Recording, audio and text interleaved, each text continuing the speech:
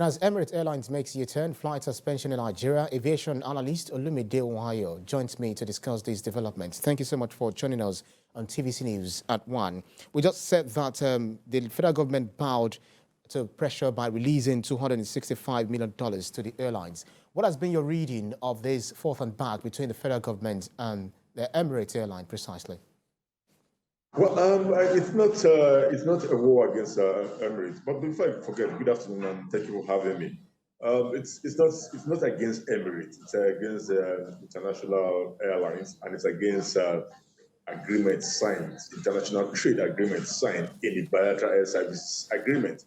So when you do not meet up with your agreement, you are committed to make a promissory note or give timeline of meeting with those agreements. It's binding on us, and I think it was positive that they buckled to the pressure from not only from foreign airlines but also from the domestic airlines stakeholders within the industry.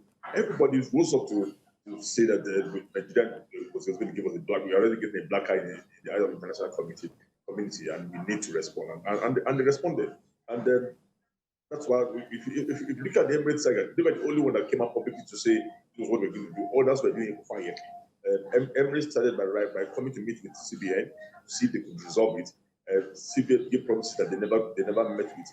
Then they wrote to reduce frequencies because when they came, the operators in the year they tended to pay with the naira they have in the oil marketers.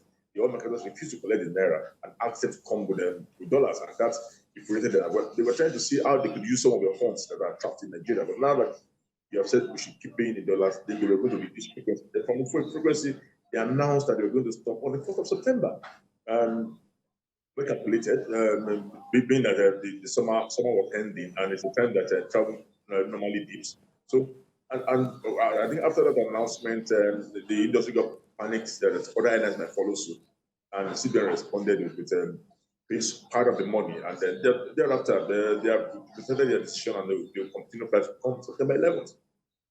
Well, I'm actually wondering why the authority would always have to wait for some of these companies to threaten suspension before their demands are being met. Talk to us about what you think the federal government can do to ensure that they resolve this crisis, so that all other aviation companies will not want to follow suit.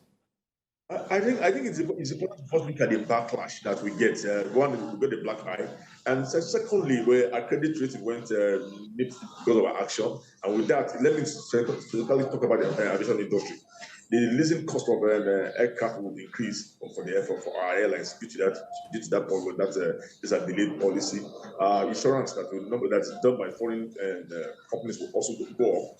Cost of spares and conditionality will also be stringent because they would have seen us as a kind of non-committal commitment. So rather than lose some money, they would rather tighten the news on us and rather to discourage you, or you pay the available, just like they've done with the fares, which was increased on the international route.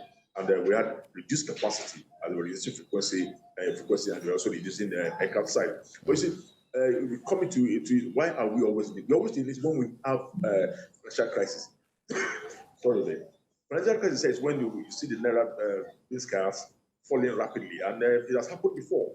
Anytime we have this crisis, it happened in 2016, and then the sad thing about this is that we don't have to be in this league. If I want to tell you, do you know the countries that are over here? They're talking about Venezuela, Lebanon, Sri Lanka, Zimbabwe, and these are these kind of countries we want to be on the same page with. We need to buckle up and don't get on this anymore. I'm sure if that question is put to the federal government, they will say no to that. Aviation analyst Olumide Ohio, thank you so much for your time. Thank you.